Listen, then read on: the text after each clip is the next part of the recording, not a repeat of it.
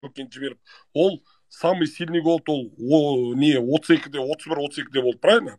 33-ке дейін. Да. Енді бірінші голдты көп қазақтар білмейді, который 21-де болған. Оны да біз мынау шыны керек, біз алдымызда президент мынау шал болған кезде біздің енді ол кісінің жақсылығы да жамандығы да бар. Ол кісі как-то бұны эфирға шығартпады, өтірік емес қой. Ешкім ашаршылық Тартпады, да. туралы айта алмады.